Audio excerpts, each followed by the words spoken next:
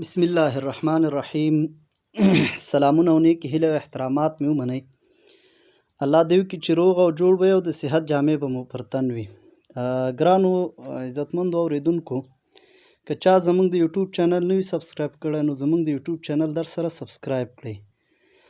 راځو نن زموږ د درس موضوع ده په ادبیاتو کې د ټولنیز ارزښتونو تصویر. لکه څنګه چې ټولو ته معلومه خبره ده چې ادب د ټولنې نه جلا کېدونکی شی دی او په نړۍ کې د بې ټولنې ادب تصور هم نشي کېدلی. یعنې څنګه؟ ادب او ټولنه یو د بل سره تړلي دي، هیڅ د جلا کېدلو تصور هم نشي کېدلی. یعنې د نوک او دورې مثال لري. هر ادب د خپلې ټولنې پیداوار او زیږنده ده. لکه څنګه چې د خپلې ټولنې پیداوار او زیږنده شوه، نو بس په ادب باندې د ټولنې هر ډول بدلونونه، هر ډول خوځښتونه لکه ټولنیز بدلون، مذهبي بدلون، سیاسي بدلون، اقتصادي بدلون او داسې نور، دا ټول خامخا په ادب باندې تاثیر اچوي. او د دغه بدلونونو تصویر په تته یا په ډیره ښکاره بڼه په ادب کې لیدلی شو. ادبي څېړنو کې ادب د ژوند تصویر او هنداره ګڼل شوې ده. ادب د ژوند تفسیر او هنداره ګڼل شوې ده. هر څومره چې په یو ادب کې د ټولنیز ژوند تصویر، رښتینی تصویر موجود وي، نو په هماغه اندازه باندې د خلکو د خوښې وړ ګرځي، د مقبولیت او د معقولیت چانس زیات وي. یعنې په دې معنی چې په هماغه اندازه باندې خلک ښه خوښوي. اوسنۍ ادبي څېړنې ښایي چې لوړ او معیاري ادب هغه دی چې پکې راوړل شوې معنی په شعر یا په نثر کې نغښتې معنی د انساني تجربو سره سمون ولري او هم د خلکو سره یو ځای روان وي. یو ښه تکړه او قوي لیکوال ادیب د ژوند بېلابېل اړخونو ته په ډېر ژور نظر سره ګوري او واقعیتونو ته نږدې کیږي. داسې ژور نظر چې ادیب د دغې ژورې کتنې فکر په اساس د دې په نتیجه کې د ژوند ډېرو نازکو اړخونو ته داخلیږي، ډېرو باریکو او نازکو کنجونو ته داخلیږي چې د ټولنې عام وګړی یې نشي لیدلی. یعنې د ټولنې د عام وګړي نظر او د یو ادیب د نظر ترمنځ ډېر غټ فرق دی. ټولنې عام وګړی نظر ظاهري شیانو پسې ګوري او ادیب لیکوال هغه شاعر وي او که نثر لیکونکی وي نو ډېرو باریکو نقطو ته یې ښه پام کیږي. یو ادیب پوه دی په نوم د میلټن، هغه وایي چې یو ښه او غوره ادب د ادیب لپاره وینه ده. ښه او غوره ادب د ادیب لپاره وینه ده. نو که چېرته لوستونکی د همدغې روحیې له مخې په اخلاص او صداقت سره د ادیب اثر مطالعه کړي، د ادیب کتاب مطالعه کړي، د ادیب نثر مطالعه کړي، د ادیب شعر مطالعه کړي، نو د ادیب او د هغه د ادبي اثر په روح باندې ښه پوهېدلی شي. هر ادیب د ټولنې یو وګړی دی. هر ادیب د ټولنې یو وګړی دی او په ټولنه کې له نورو خلکو سره یو ځای اوسیږي.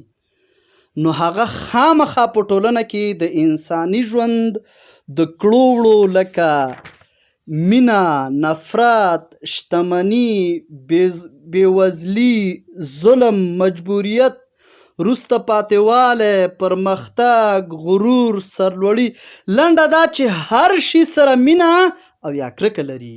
لکه څنګه چې د ټولنې هر وګړی د بعض شیان سره کرکه لري، بعض شیان سره مینه لري، نو ادیب هم د ټولنې یو وګړی دی، د ټولنې یو اوسیدونکی دی، نو همدې شیان سره مینه او کرکه لري. دا ځکه چې ټولنه په خپله د انسانانو د یو ځای کېدو څخه جوړیږي. د ټولنې تعریف داسې دی چې د څو انسانانو مجموعې ته چې په یو ځای کې ژوند ولري دې ته ټولنه وایي. نو د انسانانو مجموعه ټولنه شوه او د همدغې ټولنې د پرمختګ او وروسته پاتې په انساني طبیعت باندې مثبت او منفي اغیزه کوي. یعنې د ټولنې پرمختګ په انسانانو باندې مثبت اغیزه کوي، د ټولنې وروسته پاتې دا په انسانانو باندې منفي اغیزه کوي. نو ادیب هم د خپل ټولنې د یو وګړي په شکل، د یو وګړي په توګه له دغه اغیز څخه ځان نشي ژغورلی. حتما دی په دې کې راځي، په ده باندې به تاثیر کوي. د دغه اغیزو په منلو او زغملو چې هغه کوم ادب پنځوي، کوم ادب تخلیقوي، په هغې کې به خامخا د ټولنیز ژوند اغیز او تصویر لیدل کیږي. په دغسې تخلیق شوي ادب کې خامخا د انسانانو ترمنځ د خپلمنځي اړیکو او ټولنیزو یا ځانګړو هلو ځلو او هڅو رښتونه تصویر له ورایه معلومیږي، د لارې نه ښکاري. له همدې لامله ده چې یو ادبپوه د ادیب یا هنرمند زړه د جم او جام سره تشبیه کړی دی او داسې ویلی دي چې د هنرمند زړه په صحیحه معنا سره جام و جم دی، په هغې کې دننه ده ته هر څه ښکاري. په دغه جام کې که له یوې خوا د خپل فکر او خیالات دي، نو له بلې خوا له هغو سره جفت نږدې د نورو انسانانو ژوند، د هغوی تجربې او د هغوی اعمالو تصویر هم لیدل کیږي. له دې وروسته هنرمند یعنی ادیب د خپل شخصیت سره سم هماهنګ کوي، تصویروي، خپلوي او په یو نوي شکل، په یو نوي بڼه یې ټولنې ته وړاندې کوي چې همدغه جذبه د تخلیق محرکه قوه یا تحریکونکې قوه ګرځي. دا خو معلومه خبره ده چې ادیب یوازې د ټولنې یو وګړی نه دی، ادیب د یوې ټولنې یو وګړی نه دی، بلکې ادیب په یو قوم پورې تړلی دی، ادیب په یو سیمې پورې تړلی دی، ادیب په یو جغرافیایي لحاظ په یو هیواد پورې تړلی دی. نو د هغوی په وړاندې هم ځینې وړې او لویې ذمهوارۍ او دندې شتون لري. له همدې امله باید په داسې مسایلو لیکنې وکړي، ادیب په داسې مسایلو باید لیکنې وکړي، یا په بله وینا داسې ووایو چې په داسې مسایلو باندې ادب وپنځوي چې هغه په ټولنه، قوم، سیمه او هیواد پورې اړه ولري. هیواد پالنه پکې راوړي، ملت پالنه، د ټولنې پرمختګ، د خلکو د هوساینه، سوکالي، سوله، دا مسایل پکې راوړي، له جګړې نفرت پکې راوړي او داسې نور موضوعات پکې راوړي چې هغه په ادیب باندې اغیزه کوي او جذبات یې په خوځښت راولي او بیا د هغوی له مخې ادب تخلیق کوي. نو ځکه موږ د یوې ټولنې یا یو هیواد او سیمې په ادب کې د هغوی د ټولنیزو ارزښتونو ښکلی او په زړه پورې تصویر لیدلی شو. یو کتاب دی په نوم د مطالعه ادب، په هغې کې ډېر په تفصیل سره بحث شوی دی، خو دلته ځینې نقطې موږ د یو نمونې په شکل باندې راخلو. متل دی وایي چې مشت نمونه خروار، نو موږ به دا د پوهېدلو په خاطر باندې د یو نمونې په شکل راخلو. هغه داسې وایي که ادب که د یوې ټولنې وي، ادب که د یو ملت وي، ادیب یې سړی وي او که ښځه وي، یعنی نارینه وي او که مؤنث وي، په هغې کې موږ د انسانانو د احساساتو، جذباتو او خیالاتو څرګندونه لیدلی شو.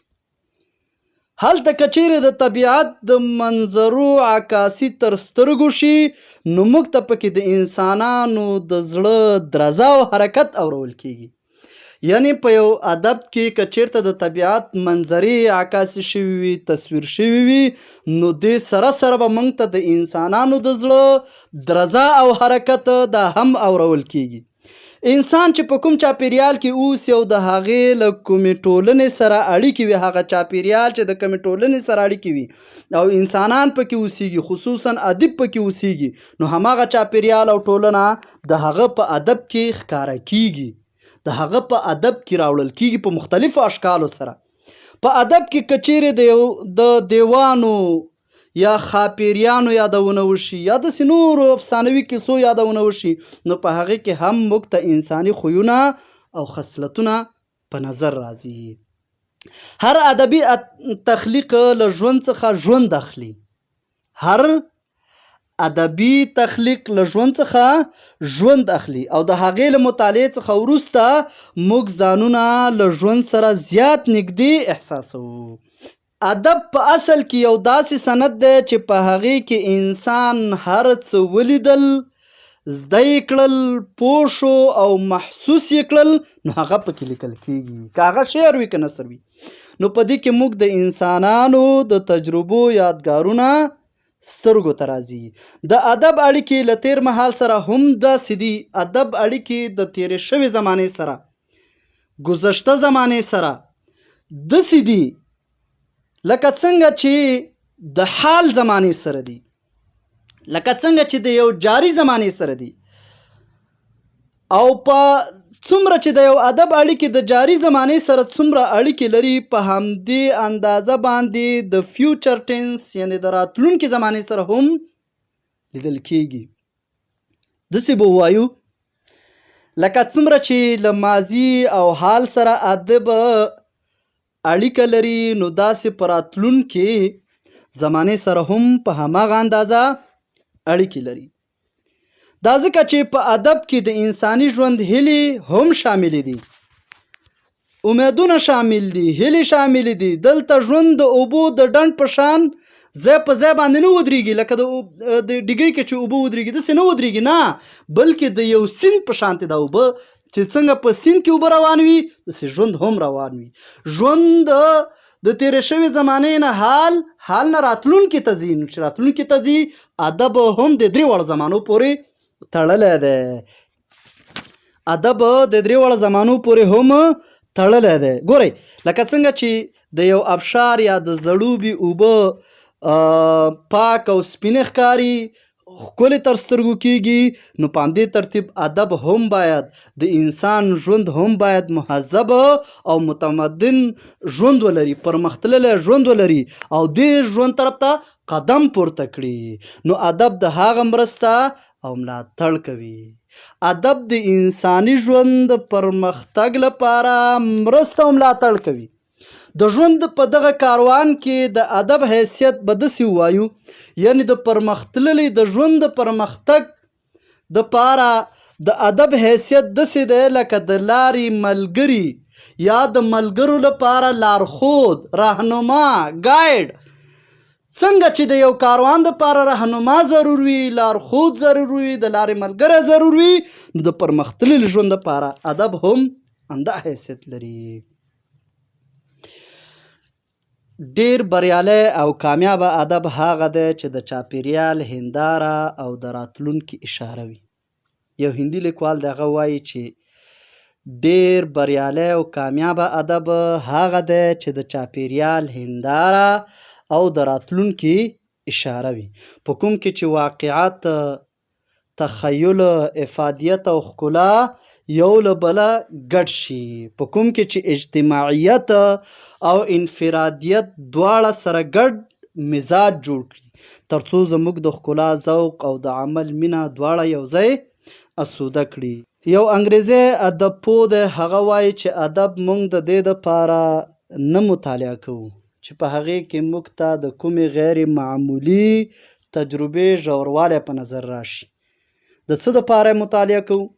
د دې دپاره موږ مطالعه کوو چې له ادیب څخه دا هیله، تمه او توقع خامخا کېږي چې هغه هر څه چې لیکي هغه د ده د شخصیت په زړه پورې څرګندونه ده او دغه د ده خپله د زړه خبره ده، دا کومه نسبي خبره نه ده او نه د نورو جوړه شوې مړۍ ده یا ګوله ده، بلکې دغه اوازونه حقیقي او رښتیني دي. دا د زړه د زړه د درد اوازونه دي، بیرته راغبرګ شوي اوازونه نه دي، انعکاس یې نه دی کړی. کوم ادب چې په دغه ډول تخلیق شي نو د خلکو هغې ته خامخا پام ور اوړي. د ادب یو بله وظیفه دا ده چې خپله ټولنه په ادب کې هماغسې تصویر کړي لکه څنګه چې ده، هوبهو حقایق په ادبي نثر کې راوړي، حقیقتونه واقعیتونه راوړي، افسانوي کیسې نه وي بلکې یو شکل افسانوي ورکي خو مګر ټول حقیقتونه وي. یعنی ټولنه داسې تصویر کې لکه څنګه چې ټولنه وجود لري، کله چې یو لیکوال او ادیب غواړي خپله ټولنه په ادب کې په رښتیني شکل تصویر کړي، نورو ته یې ور وپېژني، نو ورته پکار ده چې هر څه نه لومړی خپله ټولنه ښه باید مطالعه کړي. یو ادب پوه چې کله خپله ټولنه تصویروي په لیکلو کې، شعر کې، نو هغه باید اول خپله ټولنه ښه مطالعه کړي، کمزوري ځان ته معلومه کړي، د دې ټولنې نیمګړتیاوې ځان ته معلومه کړي او د ټولنې دردونه او اړتیاوې په سمه توګه احساس کړي. په ادب کې بیا پس له هغې نه په تصویر راوړي. که چیرې ادیب د خپلې ټولنې اړتیاوې، دردونه او غوښتنې معلومې نه وي، ادیب ته دا معلومې نه وي، له وګړو سره نږدې اړیکې ونه لري، راشه درشه تګ راتګ ونه لري، ترڅو د هغوی دردونه او اړتیاوې په ګوته او ځان ته معلومې کړي، هغه هیڅکله د خپلې ټولنې سمه او پر ځای عکاسي نشي کولی. هیڅکله به دا ونه کړي، هیڅ امکان نه لري او نه خپله ټولنه نورو ته ورپېژندلی شي. نو حتما ادیب چې کله خپله ټولنه نورو ته معرفي کوي، نو باید د ټولنې ښه مطالعه ولري. ښه مطالعه کې ټولنه پس د هغې بیا نورو ته ور وپېژندي. یعنې د دې اوږد بحث په نتیجه کې به دومره ووایو چې ټولنیز ارزښتونه خامخا په یوه او بل شکل، په یوه بڼه او بله بڼه په ادب کې ځان ښکاره کوي. که غواړو چې د یوې ټولنې د خلکو معنوي ارزښتونه ځان ته معلوم کړو، نو باید د هغې ټولنې ادب په غور او دقت سره مطالعه کړو. له همدې امله ادب د ټولنیز ژوند هنداره بلل شوې ده. ادب د ټولنیز ژوند هنداره په کوم وخت کې بلل شوې ده؟ په هغه وخت کې چې کله موږ ټولنه ښه مطالعه کړو، په غور او دقت سره یې وګورو او هغه په خپل ادب کې منعکس کړو، انعکاس کړو، تصویر کړو. او ادیب د ولس او ټولنې د هیلو ترجمان ګڼل شوی دی. ادیب ته یو صفت بل ورکړل شوی، هغه دا چې ادیب د ولس او د ټولنې د هیلو ترجمان دی. په کوم وخت کې د هیلو ترجمان دی؟ کله چې یو ادیب د خپلې ټولنې دردونه، اړتیاوې حس کړي، د هغوی مطالعه وکړي، بیا یې پس د هغې راوړي، نو هغه وخت کې د هیلو ترجمان دی. ادب ته ځکه د ټولنیز ژوند هنداره ویل شوې، لکه څنګه چې هنداره د خپلو فزیکي خواصو له مخې عموما ښکلی او بدرنګ هر څه کتونکو ته په خپل شکل سره ښکاره کوي، همدغه راز په ادب کې هم د ټولنې ښه او بد، د ټولنیز ژوند لوړې او ژورې، د خلکو ترمنځ اړیکې او نور په فطري او طبیعي توګه تصویروي او هغه د یوې ټولنې د پیژندنې ډیره ښه وسیله ګڼل کیږي. یعنې د یوې ټولنې ادب مونږ که چېرته وغواړو چې د یو ټولنه وپېژنو، نو هغه به د ادب د لارې پېژندلی شو. خو دې ته باید پام وکړو چې د عادي هندارې دنده د خپلو فزیکي خواصو له مخې دا ده چې شیان په خپله بڼه وښیي، خو ادب د خپلې اړوندې ټولنې د ښو او بدو څرګندولو ترڅنګ د خپلو خلکو په وړاندې یو بله مهمه وظیفه او رسالت په غاړه لري، هغه دا ده چې خلکو ته د خپلو بدمرغیو عوامل او له هغوی څخه د خلاصون لاره هم وښیي او هغوی تل په ژوند کې پرمختګ، بدلون، سمښت او سازښت ته وهڅوي، د غفلت له درانه خوبه یې راویښ کړي او له بدمرغیو او خرافاتو کې چې ښکېل دي له هغې نه یې وساتي. یعنې لارې چارې او ګودرې درته ښایي، د پرمختګ دپاره یا د بدمرغیو د خلاصون دپاره درته لارې ښایي. د توجه نه مو ډېره مننه کوو او په ژوند کې تل کامیاب او بریالي اوسیږئ. دا ویډیو در سره شیر کړئ چې ترڅو نورو ملګرو ته هم ورسیږي.